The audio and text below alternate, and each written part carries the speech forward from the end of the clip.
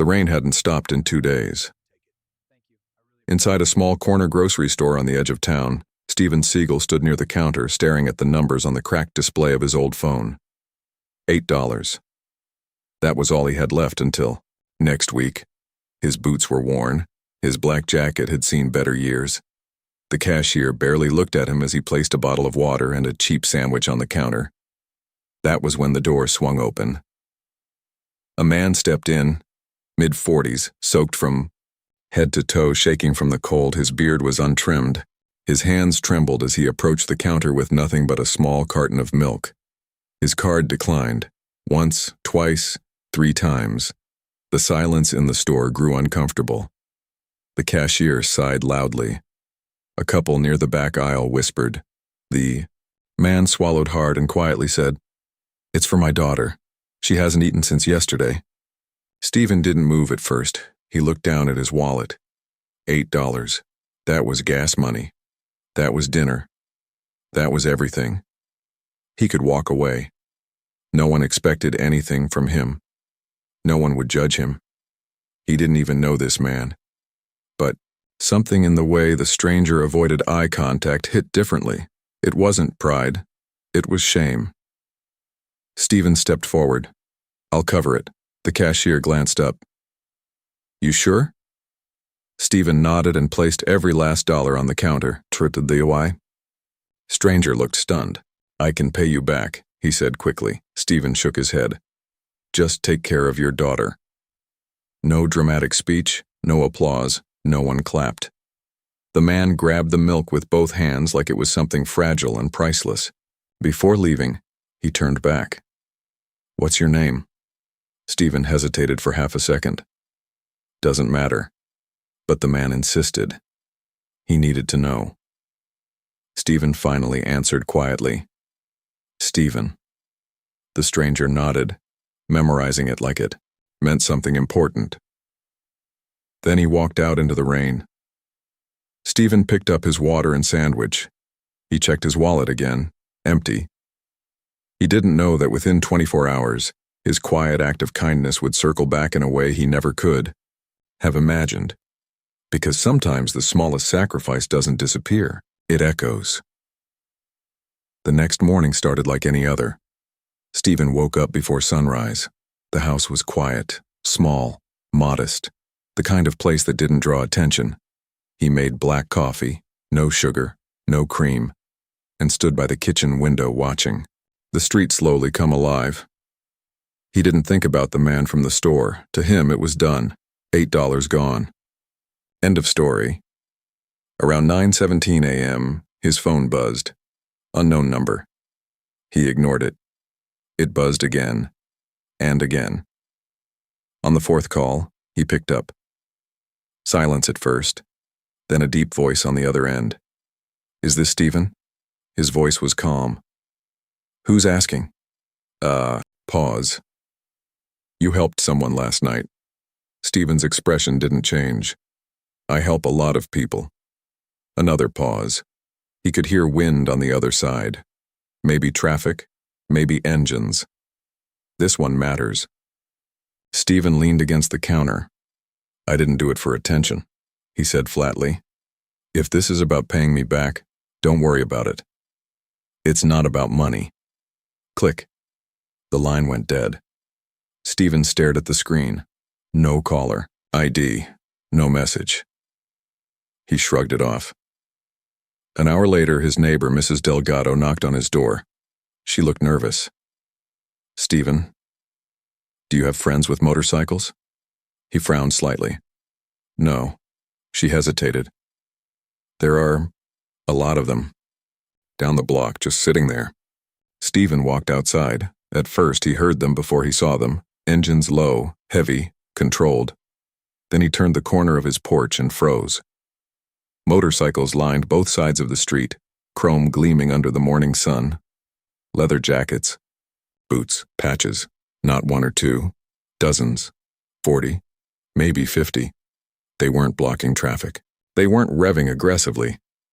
They were just there, parked, waiting. Steven's eyes scanned the group. Most of the men stood beside their bikes, arms crossed, watching the house. No shouting, no threats, just presence. Mrs. Delgado whispered, from behind him. "Did you do something?" Stephen didn't answer. One of the bikers stepped forward, tall, broad shoulders, gray in his beard, a patch on his vest that carried a name Stephen didn't recognize. "Morning," the man called out. Stephen stepped off his porch and walked toward him. Calm. Measured. "What's this about?" The biker studied him for a long second. "You're Stephen?" "Yes." The man nodded slowly like he was confirming something important. "You bought milk for a man last night." Stephen's jaw tightened slightly. If this is about embarrassing him, we're done here. A few of the bikers exchanged looks. Then something unexpected happened. The tall man removed his gloves. "That man," he said quietly, "is my younger brother." Silence spread across the street. He lost his job 2 weeks ago. Didn't tell anyone. Was too proud. Tried to handle it himself. Stephen said nothing. The biker continued. "He called me at midnight, told me what you did, said a stranger stepped in when he couldn't." Stephen crossed his arms. It wasn't a big deal. The biker's eyes hardened, but not with anger. It was to him. A few engines shut off completely now. The street felt heavy with attention. The tall man took one step closer. "My brother said you didn't even want your name out there." "I didn't." The biker nodded once, but he made sure we knew it. Stephen glanced at the long line of motorcycles again. This wasn't random. This wasn't coincidence. This was organized. And for the first time since stepping outside, a single thought crossed his mind. Why would 50 bikers show up over $8? Einar. Street didn't feel like his street anymore. It felt controlled, not violent, not chaotic. Controlled. Stephen stood face to face with the tall biker while the rest of the riders remained silent, almost disciplined. No one was laughing. No one was shouting. Just steady eyes locked on him. Then it started. One engine turned, over deep, slow, intentional. Another followed, then another. Within seconds, the entire block vibrated under the synchronized growl of 50 motorcycles coming to life at once. The sound wasn't random revving. It was coordinated, measured bursts. 3 seconds. Pause. 3 seconds. Pause. Stephen didn't flinch, but his neighbors did. Curtains moved. Doors cracked open. Phones came out. People whispered from porches. Mrs. Delgado stepped back inside her house. The tall biker raised his hand. Instant silence. Engines cut off in perfect unison. The sudden quiet felt louder than the noise. Stephen narrowed his eyes. "You're making a scene." The biker shook his head slowly. "No," he replied. "We're making a statement." Stephen didn't respond. The biker reached into his vest pocket. Slowly, deliberately. Stephen's posture shifted slightly. Not aggressive, just aware. Instead of a weapon, the man pulled out a folded piece of paper. It was damp, wrinkled. He handed it to Stephen. "That's my brother's eviction notice." Stephen unfolded it. The red stamp across the page said, "Final warning." 3 days. That was all the man had left before losing his apartment. "He didn't tell us," the biker continued. "Didn't tell the club, didn't tell family. He was embarrassed." Stephen looked up. "So what does this have to do with me?" The biker's jaw tightened. He said a stranger stepped up when his own blood didn't know he was drowning. Few of the other riders lowered their heads slightly. Not shame, respect. "He said you gave your last $8, the biker said. Didn't hesitate. Stephen folded the paper and handed it back. "I didn't know it was my last. I just didn't need it as much as he did." The biker studied him carefully. "You live alone? That your business?" "No," the biker answered calmly. "But what happens next is..." Stephen looked down the line of motorcycles again. 50. Men. Not random faces. Connected. United. He finally asked, "What do you want?" The tall biker exhaled slowly. Then he did something unexpected. He stepped back, removed the patch from his vest, and held it out toward Stephen. Gasps echoed from a few of the neighbors watching. "This," the biker said, "means protection, loyalty, brotherhood." Stephen didn't reach for it. "I'm not joining anything." The biker almost smiled. "That's not what this is." He looked back at the men behind him. One by one, every rider removed something from their bikes. Envelopes, toolboxes, groceries, wood, planks, paint cans, a ladder. Stephen's eyes shifted, calculating. The biker spoke again. "My brother was too proud to ask for help. You weren't too proud to give it." He pointed toward Stephen's house. "We heard you've been trying to fix that roof yourself." Stephen said nothing. The biker nodded once. "Today you don't." The engines roared again, short and sharp, then shut off completely. This time the sound felt different. Not threatening, purposeful. Stephen stood still as the riders began walking toward his yard. Not aggressively, but with intent. And for the first time he realized something important. They weren't here to intimidate him. They were here to repay a debt, but not in money, in force, in unity, in scale. Stephen watched 50 bikers move toward his property with tools in their hands and one clear message in their silence. Kindness had been heard, and now it was being answered. Stephen barely slept that night. The memory of the man he had helped, the stranger with nothing but a desperate look and a crumpled backpack, kept running through his mind. He hadn't even asked the man's name when he handed over his last $8. He didn't know if the man had made it home safely, didn't know if he would ever see him again. Yet something inside Stephen told him that night wasn't over. By morning, the sun was just brushing the edges of his roof, and he was already awake. Coffee in hand, he walked to the front window, expecting the usual quiet street. But instead he noticed movement, a shadow across the sidewalk, figures standing still, almost waiting. Then he saw the man from last night. He was leaning against a motorcycle, helmet tucked under his arm, and he wasn't alone. Around him were 49 other bikers, all watching Stephen's house, all silent. The air felt thick, tense, yet somehow not hostile. Stephen's heart raced. He didn't know what to expect. Was this revenge? Was this some kind of threat? And yet, he couldn't shake the uneasy feeling that this had something to do with the help he had offered last night. The stranger stepped forward, helmet under one arm, his eyes calm but deliberate. He didn't shout. He didn't threaten. He just looked at Stephen and spoke clearly. "You helped my brother last night." Stephen blinked, taken aback.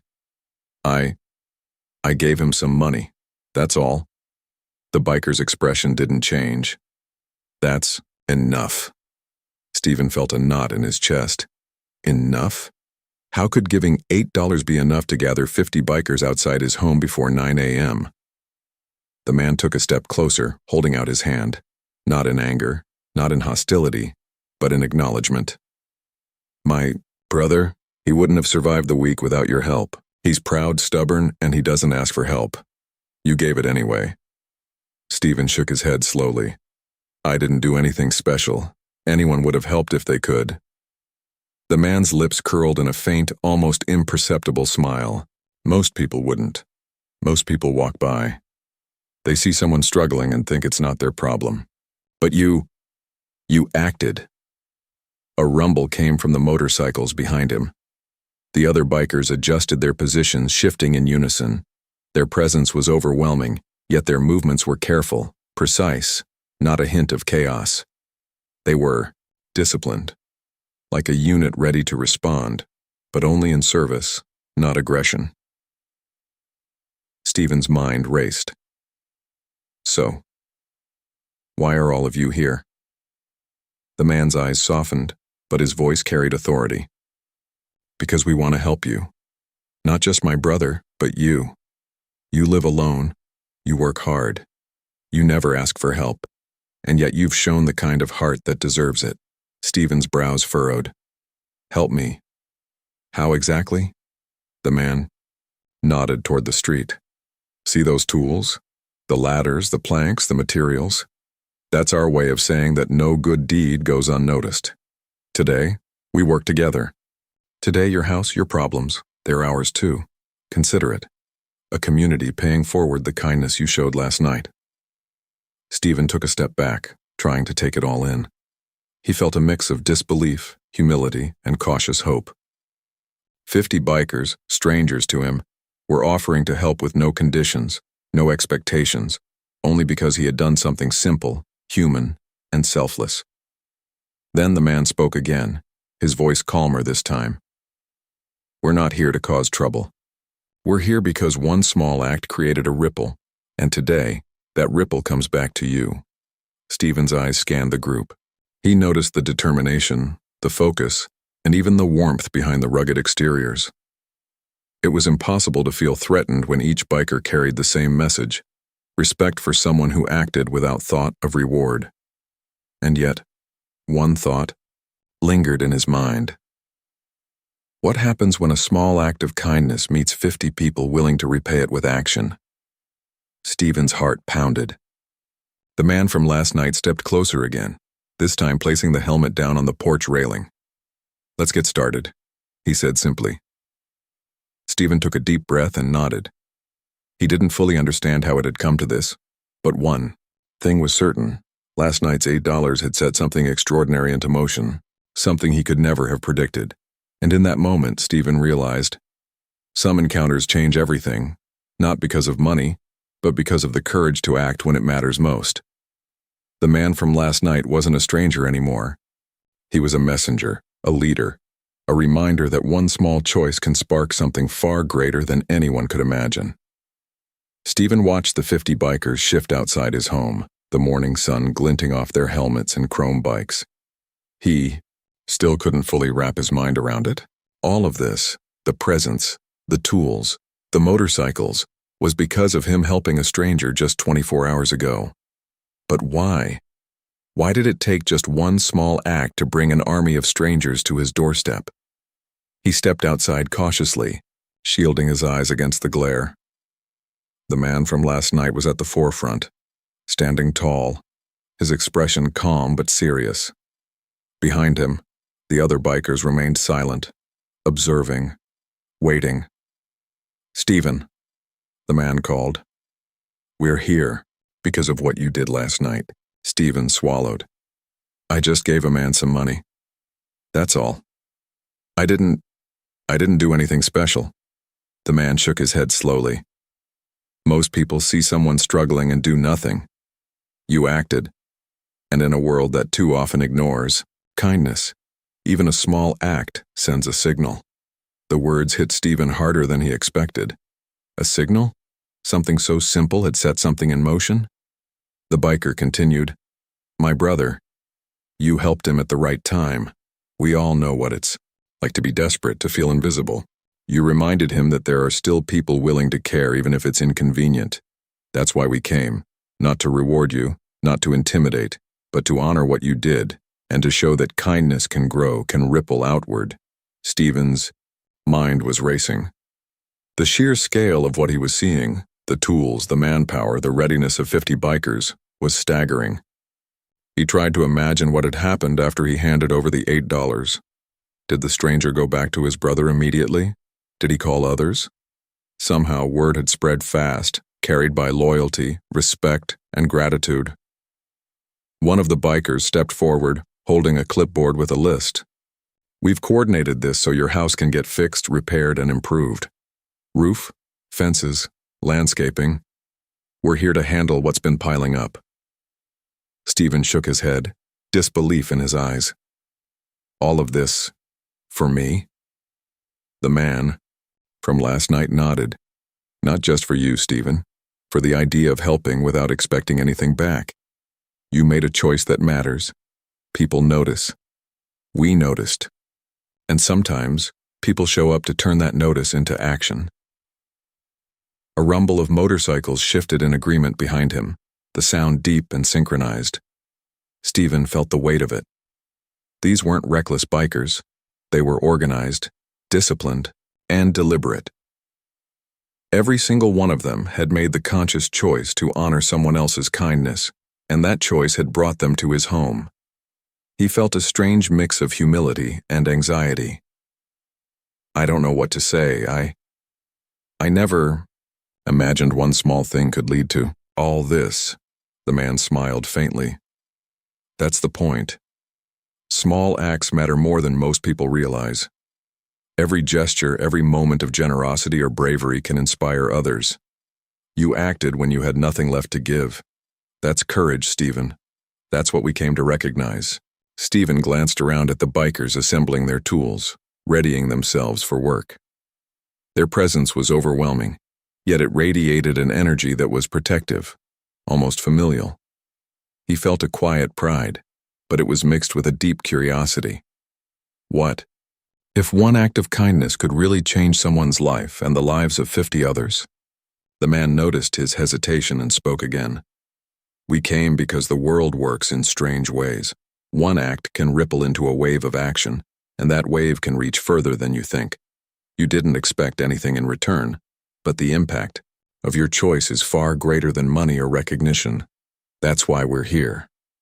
Stephen finally understood. The bikers weren't there for him alone. They were there for the idea he represented. That courage, compassion, and generosity still mattered.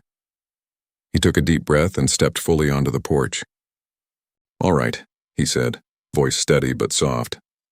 Let's do this. Let's make it happen. The man from last night nodded, a glint of approval in his eyes. That's why we came. And today, Stephen, you're not alone. Today we're all here. And together. The 50 bikers began moving with purpose, tools in hand, ready to transform Stephen's home and, in a way, honor the spirit of a simple act that had changed everything. From his porch, Stephen could see the entire street beginning to stir. Windows opened, heads peeked out, and whispers rippled through the neighborhood. People had noticed the 50 bikers, an army of chrome and leather, assembling outside his house, and curiosity was spreading faster than wildfire. Some neighbors had phones out, recording every movement, while others simply stood in shock, mouths agape. Stephen felt a strange mixture of pride and unease. He had never been the center of attention like this before, certainly not for something so ordinary, giving a stranger his last $8. And yet, here he was, the focus of a spectacle that no one could ignore. The man from last night walked up beside him, noticing the tension in his shoulders. Don't worry about them, he said quietly. People will talk, they'll wonder, but the message is clear. Kindness has consequences, and sometimes those consequences are big. Stephen nodded but couldn't shake the thought of judgment in the eyes around him. He saw Mrs. Delaney from across the street clutching her cardigan, tightly, her eyebrows raised in disbelief. Down the block, a group of teenagers whispered among themselves, casting glances at the bikers as if they were witnessing some scene from a movie. The bikers were working efficiently, moving in synchronized effort, each taking a task without needing to be told. Roofs were inspected, fences reinforced, and debris cleared. Every action was deliberate, precise, and unhurried, yet the scale of their operation was overwhelming. As Stephen watched, he realized that this was more than just fixing a home. It was a statement, a visible reminder to everyone watching that one act of selflessness could ripple into something extraordinary. People didn't just see 50 bikers at work. They saw proof that courage and generosity could inspire loyalty, dedication, and real change. Despite the admiration, Stephen felt a knot in his stomach. He wasn't used to accepting help, especially on this scale. His instinct was to turn away, to insist he could manage, but the sight of all those people, strangers united by gratitude and respect, made him pause. The man from last night followed his gaze. It's okay to accept help, Stephen. That's part of life. No one expects you to handle everything alone. Sometimes the right thing is to let people in. Stephen took a deep breath, feeling the weight of the decision. I don't know if I can do this. All these people, they're risking time, effort, energy for me. Is it really right to let them? The man smiled knowingly. They made the choice themselves. They want to be part of this. You don't have to justify their actions. Just acknowledge them and let the moment exist. Stephen looked back at the neighborhood. Curiosity, amazement, and judgment mingled in the eyes watching from the street. But for the first time he realized that accepting help didn't make him weak. It made him human. Would you have accepted the help, or told them to take it back? The question lingered, unspoken, yet echoing in every movement around him. Stephen's mind weighed the possibilities. Turning them away would have been polite in a way, but it would also have denied the ripple effect of one small act. Accepting meant allowing the moment to grow, to let gratitude manifest in action. Finally, he nodded, a quiet decision made. "All right," he said softly. "Let's do this together." The man from last night clapped him on the shoulder. "That's all anyone can ask. Now watch what happens when people come together for the right reason." And as the bikers continued their work, the neighborhood watched, some in awe, some in disbelief, but all witnessing something rare, a community shaped not by obligation, but by a single act of genuine kindness. The sound of hammers, laughter, and engines filled the air, a symphony of action sparked by one man's simple choice. Stephen felt a warmth he had never known, validation, connection, and the undeniable proof that giving, even when you have almost nothing, could change the world around you. As the sun began to dip behind the rooftops, the energy outside Stephen's home didn't wane. It grew stronger. 50 bikers worked in quiet precision, each movement purposeful, each glance coordinated. The neighborhood, once tense with curiosity and disbelief, had grown still, mesmerized by the spectacle unfolding before them. Stephen leaned against the porch railing, arms crossed, trying to make sense of what was happening. He had spent his last $8 on a stranger the night before, an act so simple yet its consequences were monumental. Now, watching the bikers move with such discipline, he felt something stir inside him, a recognition that power didn't always come in the form of money, weapons, or authority. Sometimes power came from influence, loyalty, and the respect earned through kindness. The man from last night appeared beside him again.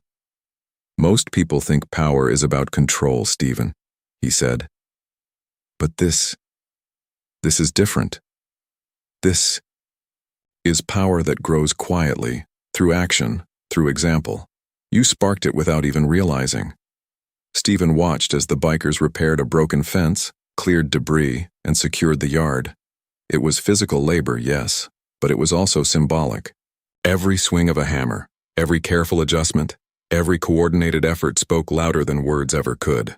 It was a demonstration of what happens when people choose to act, not because they have to, but because they want to. He realized that the biker's presence wasn't just about helping him. It was about showing the neighborhood, showing the world. That integrity and generosity had their own kind of gravity. People followed him, not because he demanded it, but because he had inspired it. That was a different kind of power. As the man from last night spoke, Stephen's thoughts drifted back to the stranger he had helped. That brief encounter, an exchange of $8 and a small gesture of compassion, had created ripples far beyond what he could have imagined. One small act had set in motion a chain reaction, and now the bikers, complete strangers, were honoring it with their time and effort. He noticed Mrs. Delaney across the street, nodding subtly, as if she finally understood something profound. The teenagers had put away their phones, quietly observing, learning a lesson they hadn't expected to witness. The neighborhood had transformed from spectators to silent witnesses of an invisible force, one built not on intimidation, but on respect earned through human decency. Stephen's chest swelled with a mix of awe and humility. "I never imagined kindness could have this kind of impact," he admitted softly to the man. "That's the thing," the man said. "Most people underestimate what a single choice can do. You didn't have money, you didn't have resources, but you had integrity. That's why they're here. That's the power you tapped into." Stephen finally understood. Power wasn't always about control or dominance. Sometimes it was about influence, about inspiring action without demanding it. It was subtle, quiet, and often invisible until the results made themselves undeniable. He had witnessed a shift, not just in his home, but in the entire block. People were seeing what it meant to act with compassion, and the impact was tangible. He thought back to the question he had asked himself earlier, whether to accept the help or turn it away. Now he knew the answer. Accepting had been the right choice, not for himself but for everyone around him. The hum of engines, the rhythm of hammers, and the synchronized effort of 50 bikers filled the air. Stephen watched, absorbing the lesson. True power is earned, given, and recognized through action. It's quiet, it's human, and it's infinitely more lasting than any fleeting form of authority.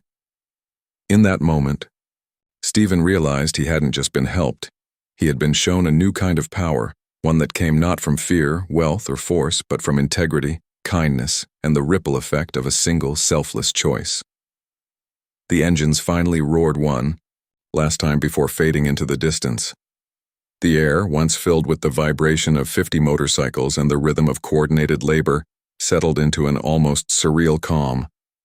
The neighborhood, still buzzing with whispered conversations, had been transformed. What had started as chaos had ended in quiet, tangible change.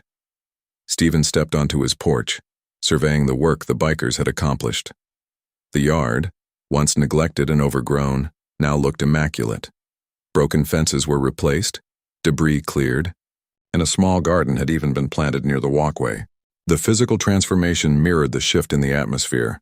There was a newfound sense of order, respect, and community.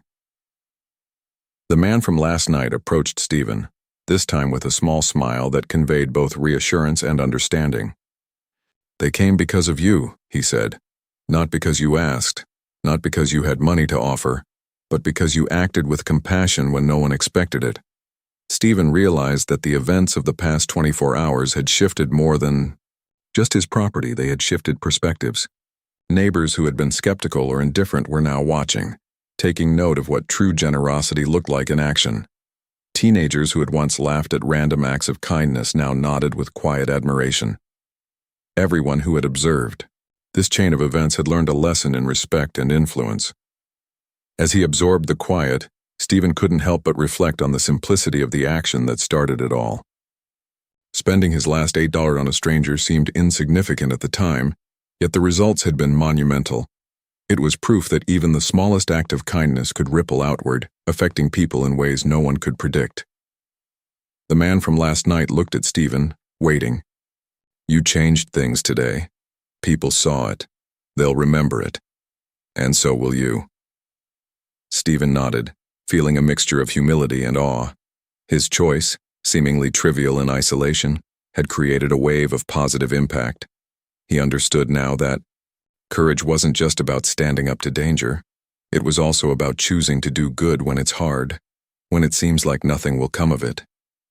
He thought about the stranger he had helped, about the bikers who had come to his aid, and about the lessons now echoing quietly through the neighborhood. Every gesture mattered, every choice mattered, and every act of kindness had a weight far greater than he had ever imagined. If you were in Stephen's place, would you still give your last $8 knowing what might happen next?